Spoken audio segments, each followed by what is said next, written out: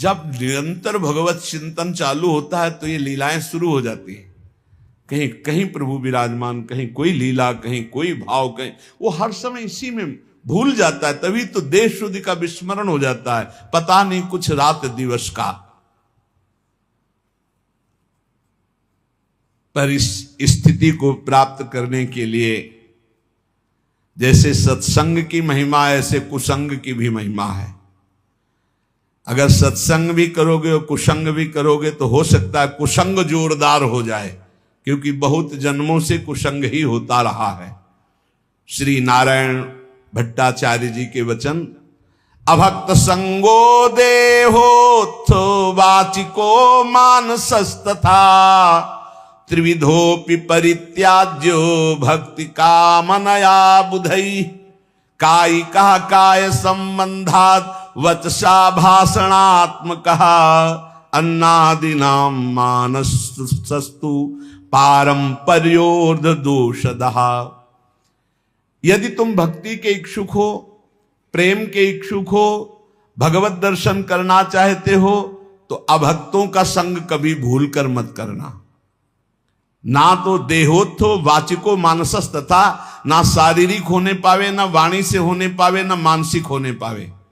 एकांत में बैठकर दुष्ट का चिंतन भी करना, उसका संग करना होता है।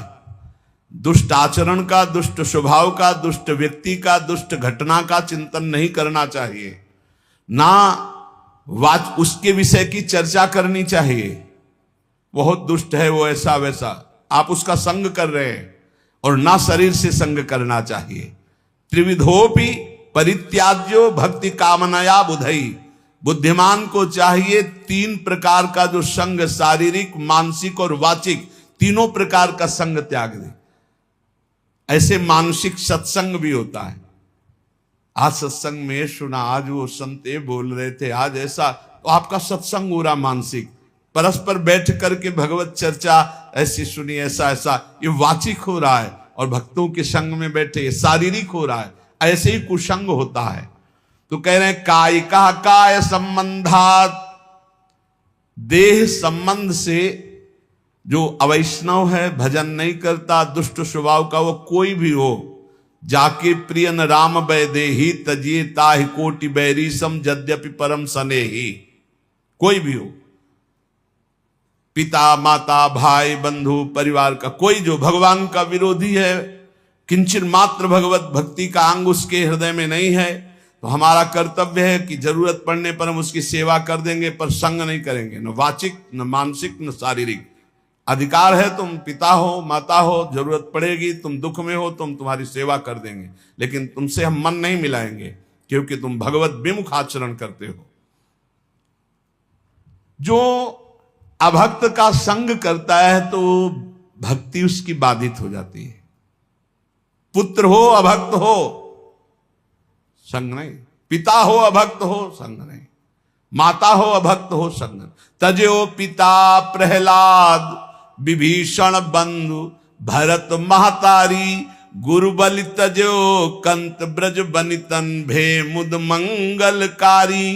ये दूसरों को मंगल करने वाले बन गए, जो भगवत विरोधियों का त्याग कर दिया। देह संबंध से दैहिक संबंध होता है, देह संबंध अभक्त से न बनने पावे। उसके पास बैठना, उसके संभाषण करना, किसी भी तरह की दोस्ती हमारी अभक्त से नहीं होनी चाहिए। जो भगवत विमुख है बिल्कुल नहीं। भगवत विमुख अगर संग किया तो पक्का भक्ति में बाधा पड़ जाएगी, पक्का बाधा पड़ जाएगी। फिर वाचिक बातचीत करना उसके विषय की, वो है नहीं शरीर से पास, बहुत दुष्ट है, बहुत नीच है, ऐसा वैसा, उसका संग हो रहा है वाचिक, उसकी चर्चा भी नहीं करनी।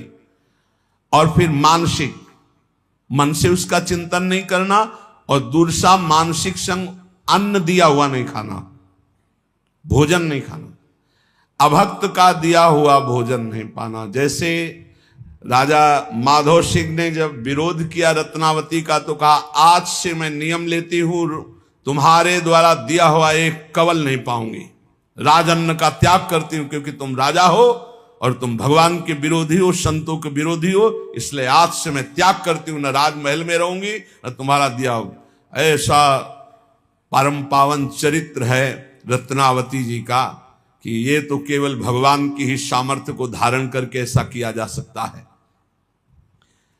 अगर ये निर्वाह न कर पाए और शरीर से अभक्त का संग हो गया या वाचिक या अन्न आदि का, तो आपके भजन में फर्क पड़ जाएगा, आपकी भक्ति बाधित हो जाएगी। और हृदय में किसी जाति पक्ष का गर्व नहीं होना चाहिए भगवान की भक्ति में, कि मान लो आप उत्तम कुल के हो और कोई मध्यम या निकृष्ट, और आप उस वैष्णव के प्रति वो भाव रखें कि वो तो निकृष्ट कुल का, फिर तो आपका पतन हो जाएगा पक्का।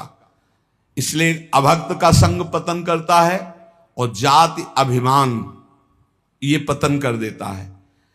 भक्तों के कुल एक ही होते हैं।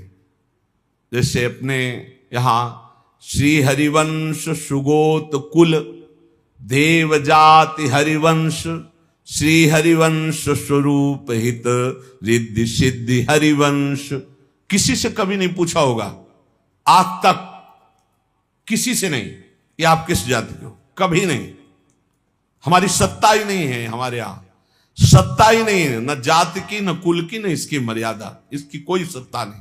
सत्ता इतनी है कि तुम हरि के प्राप्ति के मार्ग में कदम रख रहे हो तो तुम श्री हरि के हो, बस। कल हम ऐसे विनोद में कह रहे थे अपने साधकों से कि यार अगर हमसे कोई पूछे कि ये संत कहाँ के हैं तो हम नहीं बता पाएंगे, तो लोग कहेंगे कि बाबा झूठ बोल रहे हैं। सच्ची मानिए, इतने सब जन है, हमको आज तक नहीं पता कि ये कहाँ के हैं, ये किस जाति के हैं, कुछ नहीं। बस जुड़े और नाम दे दिया, बोले अमुक शरण और बस सेवा, बस इतना ही हमारा बातचीत है। इसके बाद हम नहीं जानते कि आप लोग किस क्षेत्र के हैं, किस जिला के हैं, आपकी क्या जाति है, क्या कुल, हम बिल्कुल नहीं जानते। अब आप सोचो, कोई मानेगा 10-10 साल हो गए, 12-12 साल हो गए, ये नहीं जानते कि कहां के, नहीं जानते। एक भी साधक का हमने कभी नहीं परिचय पूछा, तुम किस जाति के हो, किस कुल के हो, और तुम्हारा गांव का नाम क्या है, तुम कहां से आए हो, तुम्हारा आधार कार्ड क्या है। हमारा सबका आधार कौन है, श्री हरि, श्री प्रिया जी, बस इतनी बात हमारी। अब हमसे पूछा जाए ये कौन है तो कहेंगे अमुक है। कहां के हैं, वृंदावन के हैं। किस जाति के हैं, हरिवंश गोत्र के हैं। बस इतना ही हमें पता है। और शाम मिलकर के एक जगह बैठकर पाते हैं, एक जगह रसोई बनती, श्री जी का भोग लगता है। इतना भी फर्क नहीं है कि आप अमुक कुल का अमुक कुल। ना हम विप्रो न च नरपतिर्नापि वैश्यो न शूद्रो, ना हम वर्णी न च गृहपतिर्नो वनस्थो।